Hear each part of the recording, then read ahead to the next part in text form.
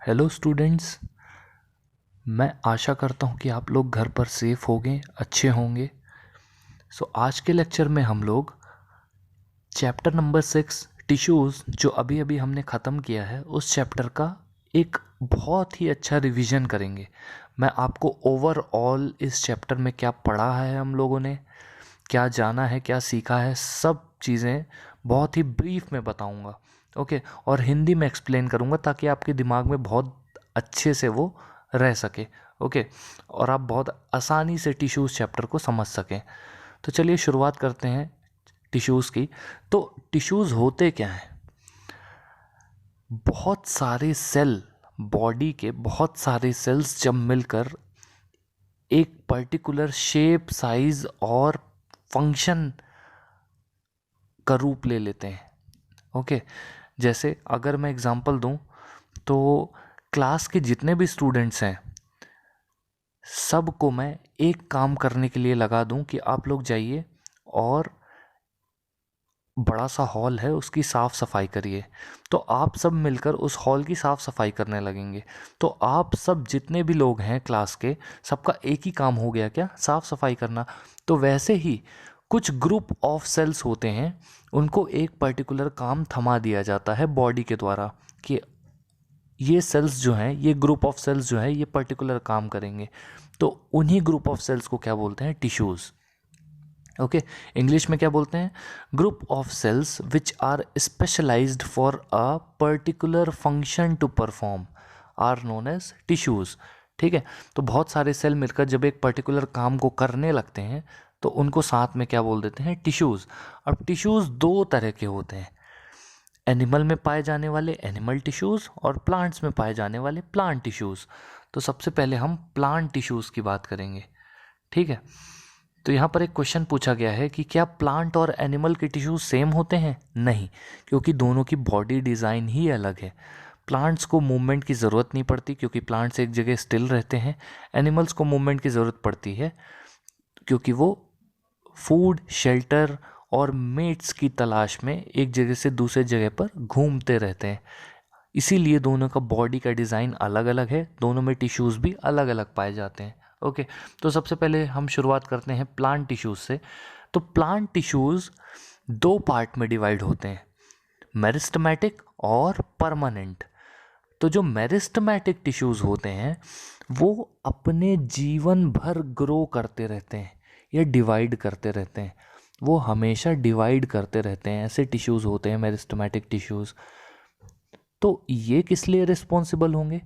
इनका मेन काम क्या होगा कि प्लांट की बॉडी को ग्रो करवाते रहना या बढ़ाते रहना। ठीक है, तो ये मोस्टली ग्रोथ के लिए रिस्पॉन्सिबल जो टिश्यूज़ हैं वो होते हैं मेरिस्टेमेटिक टिश्यूज़।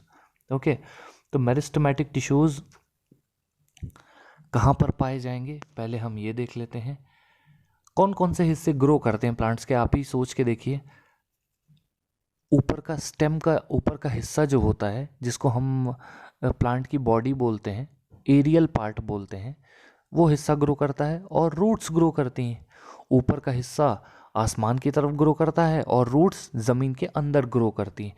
तो ये दोनों हिस्सों में मेरिस्टेमेटिक टिश्यूज़ पाए जाते हैं। अब मेरिस्टेमेटिक टिश्यूज़ तीन तरह के होते हैं, apical meristematic tissues, intercalary meristematic tissues और लैटरल मेरिस्टेमेटिक टिश्यूज़। तो एपिकल मेरिस्टेमेटिक टिश्यूज़ कहाँ पर पाए जाएंगे? एपेक्स में। एपेक्स का मतलब क्या होता है? सिरा, सिरा या चोटी। ओके, या टिप, इंग्लिश में टिप बोल देते हैं। तो कहाँ कहाँ पर टिप होती है प्लांट में? एक शूट टिप होती है और एक रूट टिप होती है। शूट टिप मतलब स्टेम की टिप, स्टेम का सिरा। तो स्टेम को लंबाई में बढ़ाने के लिए जो रिस्पॉन्सिबल होते हैं वो होते हैं एपिकल मेरिस्टेमेटिक टिश्यूज़। रूट को नीचे की तरफ ज़मीन में ग्रो करवाने के लिए कौन से टिश्यूज़ रिस्पॉन्सिबल होते हैं? Apical meristematic tissues. ओके, तो एपिकल मेरिस्टेमेटिक टिश्यूज़ प्लांट की लंबाई को बढ़ाने के लिए रिस्पॉन्सिबल होते हैं। ठीक है, दूसरे तरह के टिश्यूज़ होते हैं लैटरल मेरिस्टेमेटिक टिश्यूज़।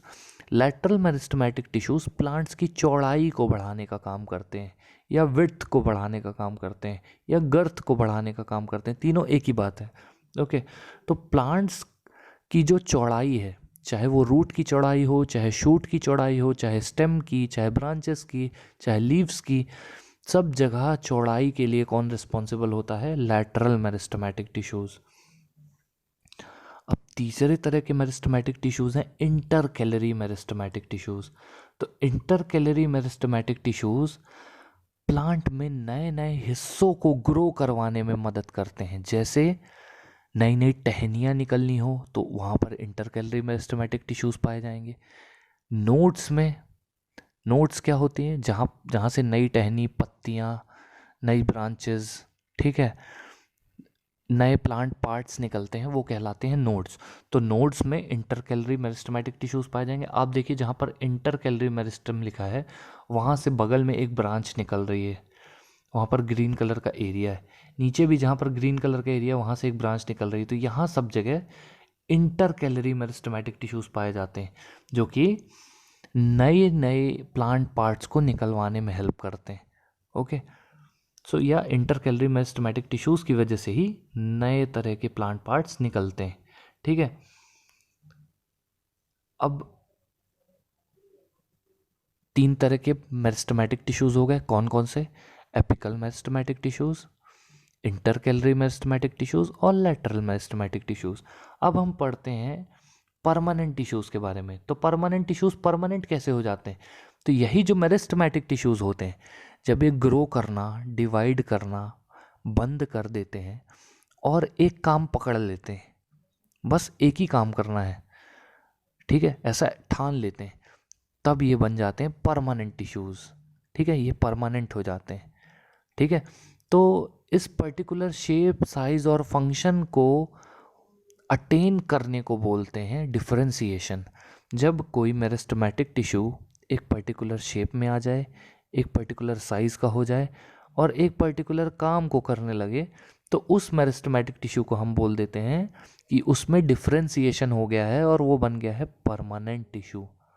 क्या बन गया है? Permanent tissue. तो परमानेंट टिश्यू क्या होता है? डिफरेंशिएटेड मेरिस्टेमेटिक टिश्यू कहलाते हैं परमानेंट टिश्यू। ओके, तो परमानेंट टिश्यू दो तरह के होते हैं, सिंपल परमानेंट टिश्यू और कॉम्प्लेक्स परमानेंट टिश्यू। तो सिंपल परमानेंट टिश्यू क्या होते हैं? सिंपल परमानेंट टिश्यू जो एक तरह के सेल से मिलकर बनते हैं। ठीक है, एक तरह के सेल से मिलकर बनने वाले जो टिश्यू होते हैं वो होते हैं सिंपल परमानेंट टिश्यू। ओके, तो सिंपल परमानेंट टिश्यू 3 पार्ट में डिवाइड होते हैं। कौन कौन से? सिंपल परमानेंट टिश्यू कौन कौन से पार्ट में डिवाइड होते हैं? पैरेन्काइमा, कॉलेन्काइमा और स्क्लेरेन्काइमा। पैरेन्काइमा क्या होती है? पैरेन्काइमा ऐसा सिंपल परमानेंट टिश्यू होता है जो कि पत्तियों में क्लोरोफिल को स्टोर करने का काम करता है, एक्वाटिक प्लांट्स में एयर को स्टोर करने का काम करता है। तो पैरेन्काइमा सिंपल स्टोरिंग टिश्यू होते हैं। ठीक है, पैरेन्काइमा क्या होते हैं? सिंपल स्टोरेज के टिश्यू होते हैं। ठीक है, कॉलेन्काइमा क्या होते हैं? कॉलेन्काइमा फ्लेक्सिबिलिटी प्रोवाइड करते हैं। कॉलेन्काइमा फ्लेक्सिबिलिटी प्रोवाइड करते हैं प्लांट्स में। आप देखते होंगे बहुत तेज़ हवा चलती है, आंधी आती है, प्लांट्स झुक जाते हैं बट टूटते नहीं हैं। क्यों नहीं टूटते? क्योंकि उनमें फ्लेक्सिबिलिटी प्रोवाइड करने वाला टिश्यू होता है जिसको बोलते हैं कॉलेन्काइमा। क्या बोलते हैं? कॉलेन्काइमा। तो कॉलेन्काइमा टिश्यू क्या करता है? ये ऐसा सिंपल परमानेंट टिश्यू होता है जो कि प्लांट्स में फ्लेक्सिबिलिटी प्रोवाइड करता है। तीसरे तरह का परमानेंट टिश्यू होता है स्क्लेरेन्काइमा। क्या होता है? स्क्लेरेन्काइमा। स्क्लेरेन्काइमा जो होता है वो आप देख सकते हैं, सी का जो डायग्राम दिया हुआ है ये स्क्लेरेन्काइमा है। स्क्लेरेन्काइमा किस लिए रिस्पॉन्सिबल होता है? स्क्लेरेन्काइमा प्लांट को बाहर से कठोर बनाने के लिए रिस्पॉन्सिबल होता है। तो जितने भी प्लांट के पार्ट आप देखेंगे जो कि कड़क हैं या कठोर हैं, उन प्लांट पार्ट्स को कौन बनाता है? स्क्लेरेन्काइमा बनाता है। ठीक है, तो sclerenchyma is responsible for hardening of the plant parts. आप देखते होंगे जो जो पेड़ पुराने हो जाते हैं उनके तने मोटे हो जाते हैं, कड़क हो जाते हैं, बाहर से बहुत हार्ड हो जाते हैं, तो वो स्क्लेरन काइमा होती है, जो बाहर की हार्ड सरफेस होती है, जिसको हम छाल बोल देते हैं या बार्क बोल देते हैं। ओके। आपने अखरोट खाए होंगे, तो अखरोट जो है वो बाहर से हार्ड स्क्लेरन काइमा की वजह से होते हैं। जब नारियल सूख जाता है तो वो कठोर हो जाता है, तो वो कठोर किसकी मदद से होता है? स्क्लेरन काइमा की मदद से होता है। ठीक है, तो स्क्लेरन काइमा में जो सेल्स होते हैं वो डेड हो जाते हैं, उनकी ल्यूमेन यानी बीच की जो स्पेस होती है वो कम हो जाती है, उनमें कोई इंटरसेलुलर स्पेस नहीं होती, और वो प्रोटेक्टिव टिश्यू का की तरह काम करने लगते हैं। तो यहाँ पर डायग्राम में दिया हुआ है, जो ए डायग्राम है ग्रीन कलर का, वो पैरेन्काइमा है, उसमें बीच में इंटरसेलुलर स्पेस प्रेजेंट होते हैं क्योंकि वो सेल्स लूजली पैक्ड होते हैं। फिर बी में दिया हुआ है कॉलेनकाइमा, जो कि फ्लेक्सिबिलिटी प्रोवाइड करते हैं, और सी के फर्स्ट और सेकंड में दिया हुआ है स्क्लेरेनकाइमा। तो सिंपल परमानेंट टिश्यू 3 पार्ट में डिवाइड होते हैं, कौन कौन से? पैरेन्काइमा, जो कि एक ही तरह से सेल से मिलकर बनता है और इन सेल्स के बीच में इंटरसेलुलर स्पेस पाया जाता है। बी में कॉलेनकाइमा, ये भी एक तरह से सेल से मिलकर बनता है क्योंकि सिंपल परमानेंट टिश्यू है ये। और थर्ड है स्क्लेरेनकाइमा, ये भी एक तरह के सेल से मिलकर बनता है क्योंकि ये भी सिंपल परमानेंट टिश्यू है। अब हम देखते हैं कॉम्प्लेक्स परमानेंट टिश्यू के बारे में। ठीक है, कॉम्प्लेक्स परमानेंट टिश्यू क्या होते हैं? कॉम्प्लेक्स परमानेंट टिश्यू, जो कॉम्प्लेक्स परमानेंट टिश्यू होते हैं वो एक से ज़्यादा सेल से मिलकर बनते हैं। कॉम्प्लेक्स परमानेंट टिश्यू 2 ही होते हैं, कौन कौन से? जाइलम और फ्लोएम। तो 2 तरह के कॉम्प्लेक्स परमानेंट टिश्यूज हमें पढ़ने को मिलते हैं, कौन कौन से? जाइलम और फ्लोएम। तो जाइलम 4 तरह के सेल्स से मिलकर बनता है, इसलिए वो कॉम्प्लेक्स परमानेंट टिश्यू होता है, और फ्लोएम भी 4 तरह के सेल्स से मिलकर बनता है, इसलिए वो भी कॉम्प्लेक्स परमानेंट टिश्यू होता है। तो जो जाइलम होता है वो प्लांट में पानी को रूट्स से लेकर यानी जड़ों से पत्तियों तक पहुंचाने का काम करता है। कौन? जाइलम। ये पाइप की तरह होता है, जो कि बहुत सारे पाइप्स में डिवाइडेड होकर ऊपर हर एक पत्ती तक जाता है, तभी तो हर एक पत्ती हरी होती है, हर एक पत्ती तक पानी पहुंच पाता है। हर एक पत्ती तक पानी को कौन पहुंचाता है? जाइलम। तो जाइलम 4 तरह के सेल से मिलकर बनता है, इसलिए ये एक कॉम्प्लेक्स परमानेंट टिश्यू है। ठीक है, जाइलम कौन कौन से 4 तरह के सेल से मिलकर बनता है? यहां पर देखिए, ये जाइलम के सेल्स बने हुए हैं। पहला है जाइलम फाइबर्स, ठीक है, फिर है जाइलम पैरेन्काइमा, फिर तीसरा है ट्रैकीड्स, और चौथा है वेसल्स।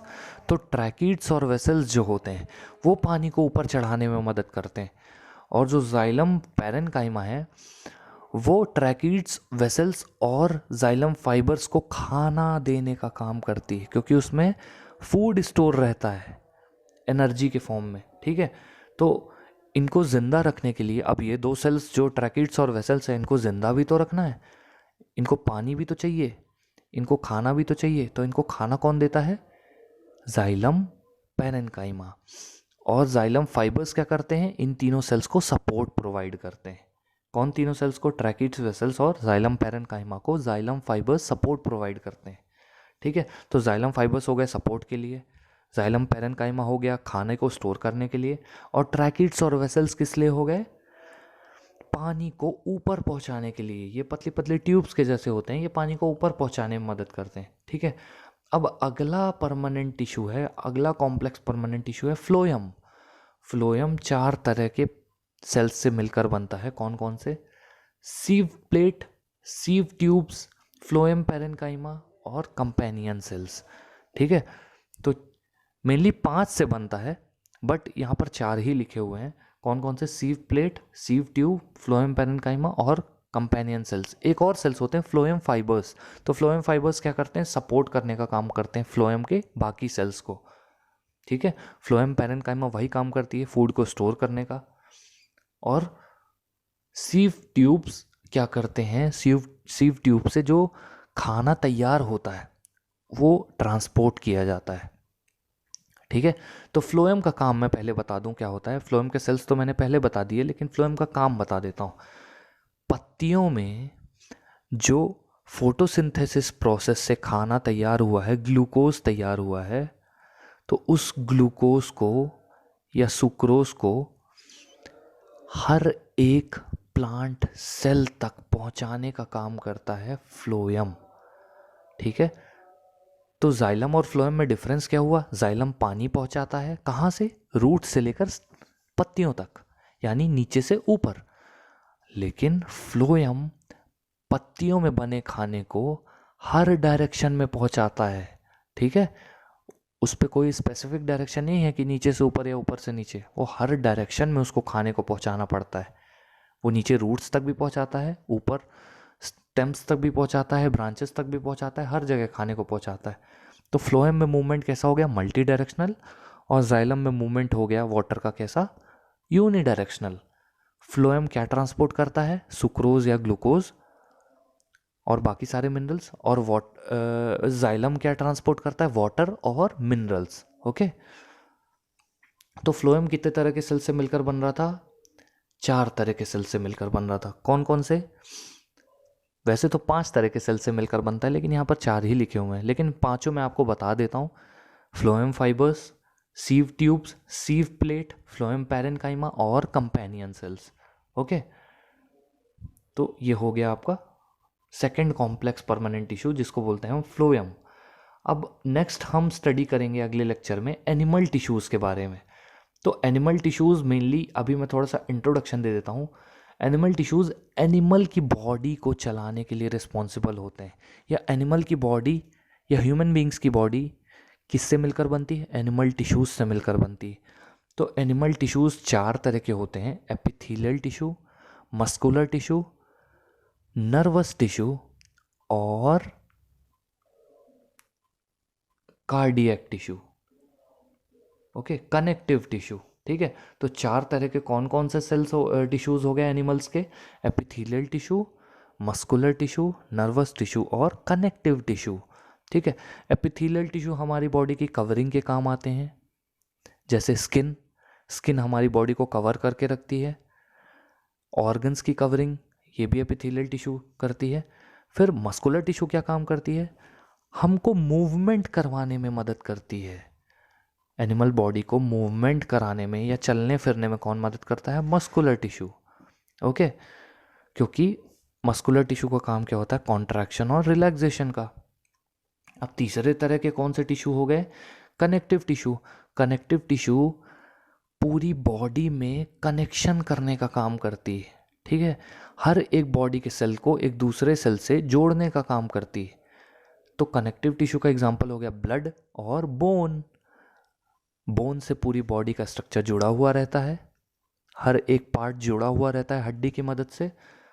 और बोन जो है वो सबसे ज़्यादा हार्डेस्ट टिश्यू कहलाता है, हार्डेस्ट टिश्यू कहलाता है। सॉफ्टेस्ट टिश्यू कौन सा होता है? ब्लड। ओके, तो सॉफ्टेस्ट कनेक्टिव टिश्यू है ब्लड। ब्लड को बोलते हैं फ्लूइड कनेक्टिव टिश्यू, क्योंकि ये फ्लूइड होता है, यानी पानी जैसा होता है। कनेक्टिव क्योंकि एक सेल से दूसरे सेल को कनेक्ट करके रखता है, क्योंकि सारे सेल किस में डूबे हुए रहते हैं? ब्लड में। कहीं भी आप बॉडी में कट लगाओ तो खून निकलता है, मतलब सारे बॉडी के सेल्स किस में डूबे हुए हैं? ब्लड में। ओके, और फ्लूइड हो गया, कनेक्टिव हो गया, और टिश्यू क्यों बोलते हैं? क्योंकि ये 3 तरह के सेल से मिलकर बनता है, आरबीसी, डब्ल्यूबीसी और प्लेटलेट्स। ये हम अगले लेक्चर में डिस्कस करेंगे। फिर चौथे तरह का कौन सा एनिमल टिश्यू होता है? Nervous tissue. ये किस लिए रिस्पॉन्सिबल होता है? ये हमारी बॉडी में जो सिग्नल होते हैं, जैसे कोई भी चीज़ अगर गर्म है, हम उसको टच करते हैं तो कैसे हमारे हाथ से इन्फॉर्मेशन दिमाग तक पहुंच जाती है और दिमाग तुरंत बोलता है हाथ हटाओ। तो वो इन्फॉर्मेशन पहुंचाने का काम करते हैं नर्वस टिश्यू। ओके, तो ये 4 एनिमल टिश्यूज़ हैं जो हम अगले लेक्चर में डिस्कस करेंगे। मैं प्लीज़ रिक्वेस्ट करता हूँ आप लोगों से कि मेरे लेक्चर्स को बार बार देखिए, ओके, ताकि आप लोगों को जो भी डाउट्स हों वो क्लियर हो सकें। और फिर भी कोई डाउट आता है तो प्लीज़ मेरे से पूछिए, मैं क्लियर करूँगा आपके डाउट्स को। So till then guys, be safe, stay at home, and thank you so much.